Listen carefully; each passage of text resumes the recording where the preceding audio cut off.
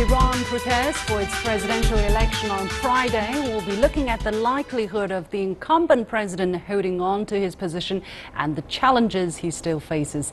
And with International Museum Day approaching, why did the International Council of Museums choose contested histories at this year's theme? Welcome to The Point, live from Beijing. I'm Li Xin.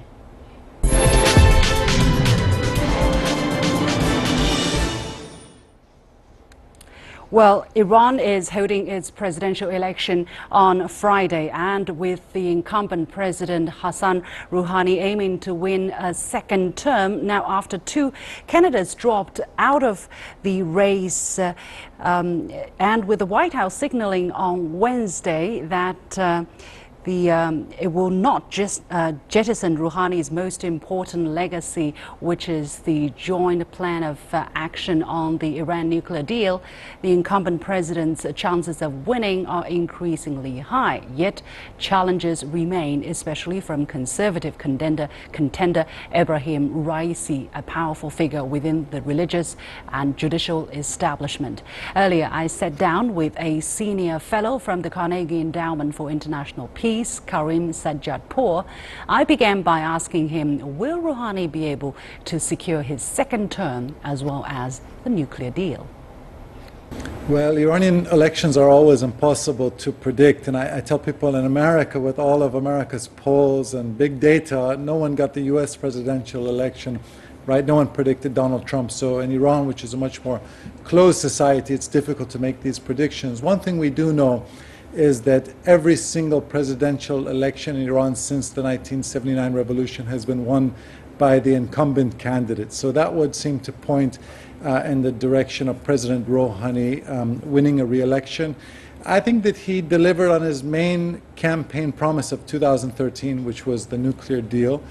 And his competitors aren't particularly charismatic or appealing. So if I had to make a prediction, which is never wise to make predictions about Iranian politics, I would say that Rouhani has a pretty decent shot at being re-elected. Yeah, but he also faces a number of challenges, especially when we talk about the Iran deal.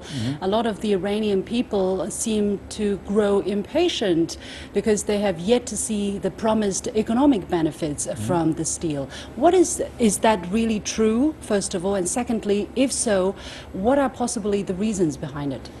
Well, I think popular expectations for the nuclear deal were probably unreasonably high. You know, Iran has been an economy which has been isolated for many decades, and it was going to take longer than just a couple of years to emerge from isolation. I think that for a lot of countries around the world, Iran is a very promising place to invest because it's one of the largest populations, 80 million people, which is still really cut off from the global economy. Yes. But I do think that the prospect for Iran's reintegration with the global economy is going to be, multiple decade-long process. And I think that while it's true that people were expecting more as a result of the nuclear deal, I don't think there's any other presidential candidate who is offering a more persuasive model for Iranians than President Rouhani.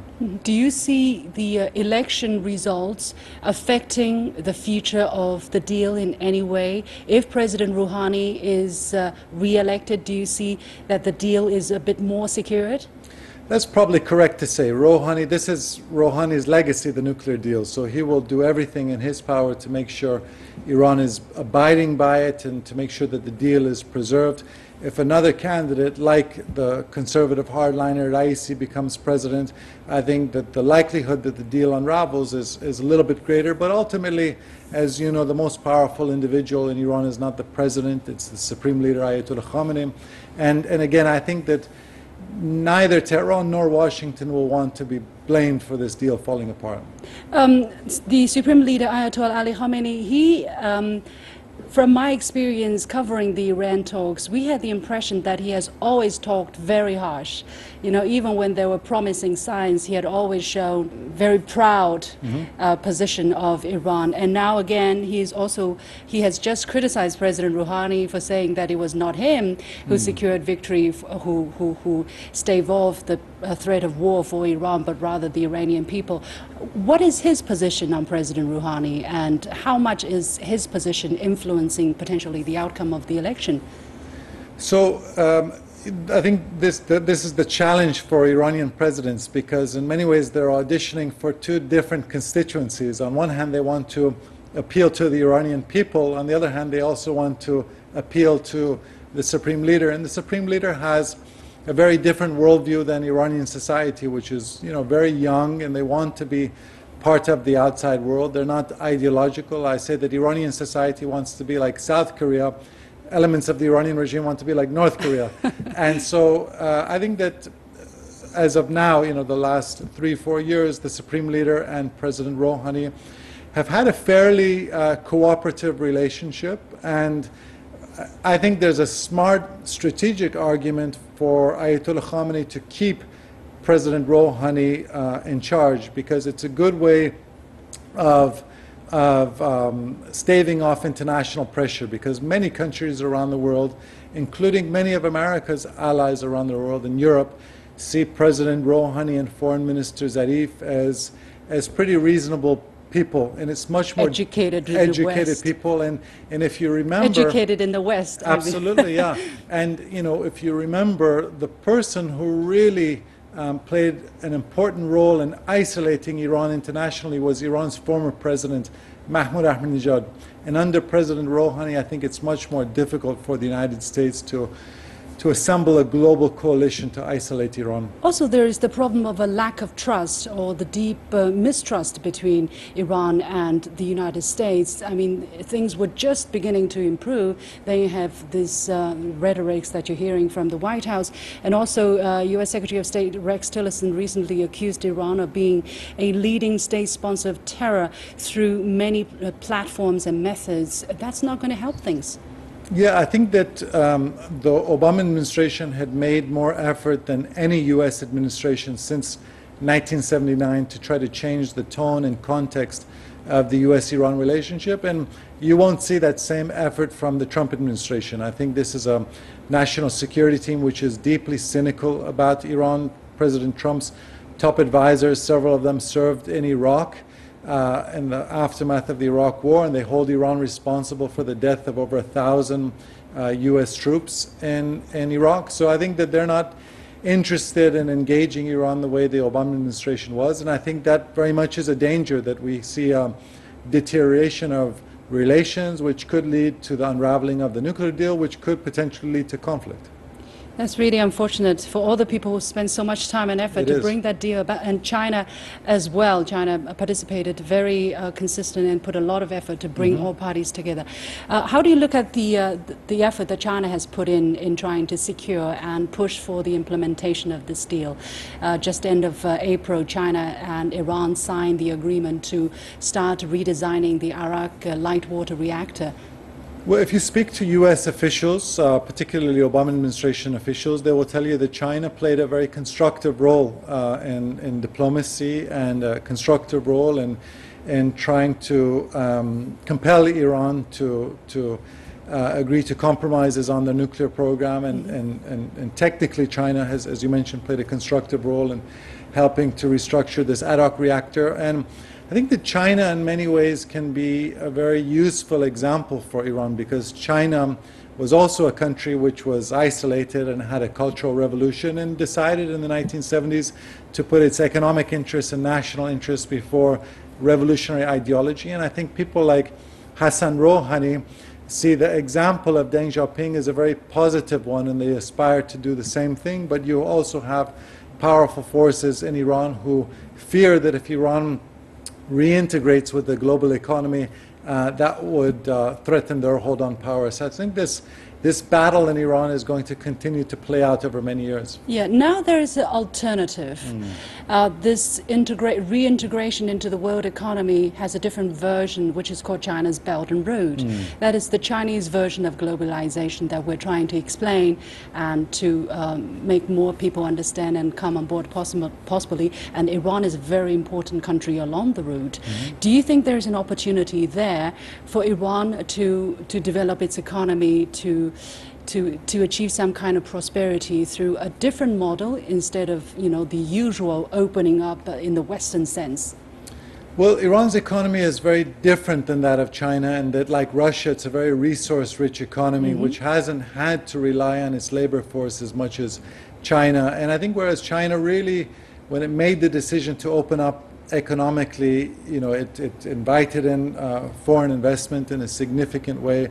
It had to adhere to, you know, global standards in order to attract that foreign investment. Iran is, I think, still many, many years away from that point, but they do like working with China because they prefer these more transactional relationships with countries like China, as opposed to certainly the United States or even some European countries that may lecture Iran about its domestic behavior and human rights practices.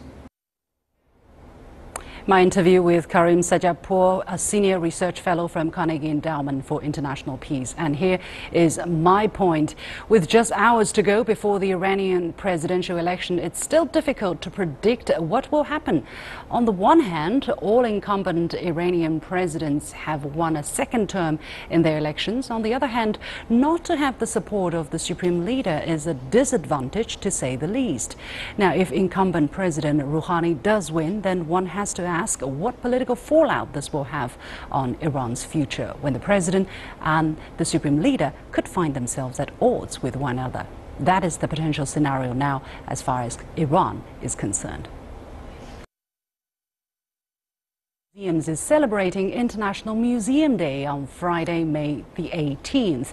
The International Council of Museums has set the theme for this year as Museums and Contested Histories, saying the unspeakable in museums. What message are they trying to send to the world, and how can one make contested history relevant to a modern society? I'm crossing live now with Nancy Yao Masbach in New York, president of the Museum of Chinese in America. Welcome to our show, Ms. Yao. First of all, being a niche museum, what stories do you try to tell, and to which audience? Absolutely, and thank you so much for having me, Lu Xing. I'm a big fan of your program. Thank you. The Museum of Chinese in America, lovingly called MoCA, is really an extraordinary, nationally recognized museum headquartered in New York City. And the story of the Museum of Chinese in America is really comes in four waves. And the waves of Chinese immigration to America, but not only Chinese immigration, but what we see in the last 40 years since China has opened up is really this back and forth between U.S. and China and the Chinese diaspora.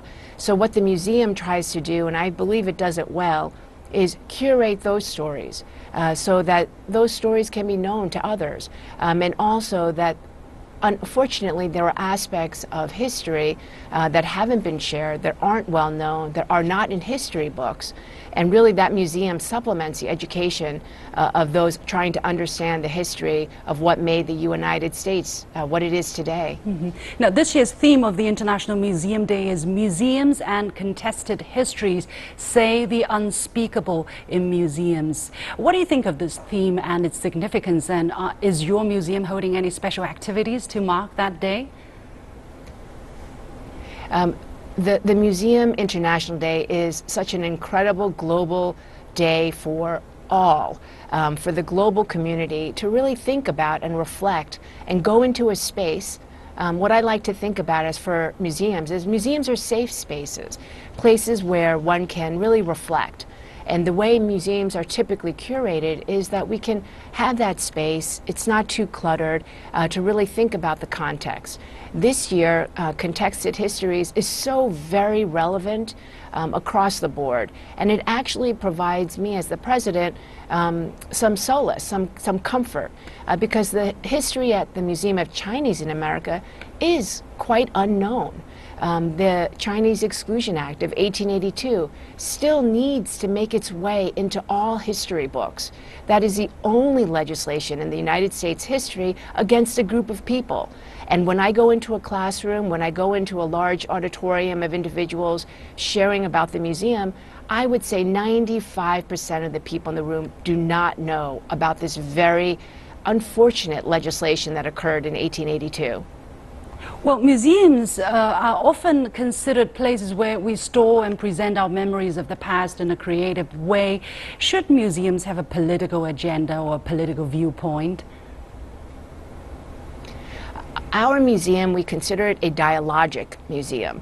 And what we mean by that, or what I often say to visitors, is that as you go through the museum and understand what we've presented as far as a history of immigration to this country from the Chinese global population, if by the end of that visit you don't have questions for yourself, you don't have questions about your own identity, if you don't question how history is recorded, I think then in some ways the museum has failed. Fortunately, most people do feel those questions surface as they walk through the exhibit. Should museums be political? I think many museums do provide statements, but I think a well-curated museum and well-curated exhibits really allow the audience and the visitor to create their own decisions and opinions on the content that should be rather factual. Well, whilst going through your CV, one point that really attracted my attention as well is your background. You are a Yale School of Management graduate and you also worked as a Goldman Sachs investment banker. Why did you want to quit those jobs and come back to be a curator of a museum? All due respect, I manage the curatorial team, but I am the president, which is, I don't get to do all the fun things that the curators get to do on a daily basis. But why MoCA? I guess the question really is not why did I go to a museum, but why did I go to MoCA? And I think as someone who's always looked at the U.S.-China relationship, I'm deeply invested in helping the Chinese global community be understood better by those, their neighbors, by peers. Right now there are 3.5 million Chinese in America, but as we all know, there are 400,000 Chinese students studying in this country. If things like the Chinese Exclusion Act aren't documented or not well known, then I feel that Chinese living in America and also in the global community haven't really done a very good job. We need more faces of our kind in arts and culture, in politics for that matter, in many different fields. And I think I received so many good skills at Goldman and at Yale School of Management, and I'm just trying to use those transferable skills to manage an institution that really has a wonderful mission and purpose. Finally, a very short question. As a curator of this museum, what would be your biggest wish? Oh, right now the museum is wonderfully designed by Maya Lin, the renowned architect and artist. It's about 18,000 square feet. I think the museum really should have at least 50,000 square feet. We have so many stories to tell, and I would like 500,000 visitors minimum a year. So we have a big job to do, but we hope that many will come out and support us. Nancy Yao Masbach, President of the Museum of Chinese in America. Thank you very much for joining us. And for more discussion about this topic, I'm very honored to be joined in the studio by Mr. Peter Keller, Director General of the International Council of Museums. Mr. Keller, thank you very much for joining us. Now, first of all, a quiz. How many museums do we have in this world? Do we have the statistics? No, there is no statistic. Nobody knows how many museums there are. ICOM has 37,000 members. This is what I can say in about 140 countries. But there is no statistics. And you're here in Beijing for the first time, you told me a while ago. Did you visit any museums this time? What is your impression? I saw 3 museums, the biggest ones, the National Museum, the Palace Museum, the Capitol Museum. And my impression is I was in China 7 years ago in Shanghai. Museums have developed very much in China, very fast. Yeah. What was that one piece of artifact that stayed in your mind from this time in Beijing? Oh, I couldn't say. You know. There are just so many. Yeah. Yeah. Well, let's come to the main theme. This year's theme, International Museum Day, Museums and Contested Histories, saying the unspeakable in museum. Why this theme? How was this selected? Well, the topic was suggested by a member to the Assembly, and the Assembly voted for it. It was a democratic process. I think the idea behind it was a German colleague. He knows very well the Holocaust museums in Germany, the concentration camps, and I think he came from this background. But in every continent and every country, the topic is seen a different way, I think, because... Yeah, so since you have announced this theme, what has been the feedback? The feedback is very positive. We are very surprised because we thought it's a very difficult topic, not easy to deal with, because it's unspeakable things you don't want to talk about, you don't want to touch on. And in fact, we've got a very positive feedback, very many activities all around the world. And I think this must have something to do with the fact that everybody is touched by this topic. Yeah, and also maybe there are just so many controversies concerning how we look at our history. Our history and the history of the others, of course. Yes, but why? What do you think you are sending this message to, and why do you want to send it now? Is it because the museums in the world have got it wrong so far, and you want to change their focus? Not necessarily. No, I think we want to show that museums are an open forum where you can deal with this topic. As my colleague from New York said, it's a space where you can go to, where you can think about these things, reflect, and maybe go out with different ideas, having thought about yourself and having thought about this topic. Well, I noticed the details here. You're calling it museums and contested history, so there is not just one history. No, there are very different narratives of history, let's say. So this was one of the ideas, to bring these narratives together, and I think this is the museum is the right place for this, because visitors can go there and tell their own histories or see other people's histories. Why the unspeakable here? What do you mean by unspeakable? Well, we had a long discussion about this title. I'm not sure if I'm not an English native speaker, if it's really good. Is it that the idea was that you have a topic you don't want to speak about, you don't want to touch on. It's not that you don't have maybe the words, but it's more an emotional effect, that you step back and don't want to deal with it. And how do you think that museums can present the history in an objective and true manner? As we heard just now, this museum in the United States, they're trying to correct the misconceptions about the Chinese people in America. I think the important point is that you show the history in its different aspects, the histories, as we said, so that there is not only one narrative, but that there are different groups in, for example, the American population, which have their different histories and which are told in the museum.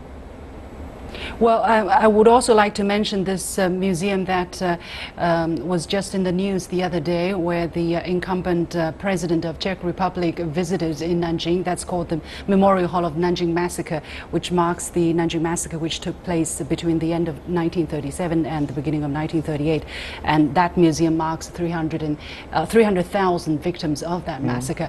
However, some right-wing activists in Japan are either denying that piece of history or saying the number is actually not so big. What do you think of the role of a museum in trying to present the true picture of that period of history? Well, I think in this case it was really important, because in this case it's not an unspeakable history you tell, because you're telling only to one public, to a Chinese public, and it would be important to talk to the Japanese public as well. I think this dialogue is the important part in it, that you try to, I think maybe you won't reach the same vision of it, you won't be unanimous in the end, but it would be important to dialogue about it.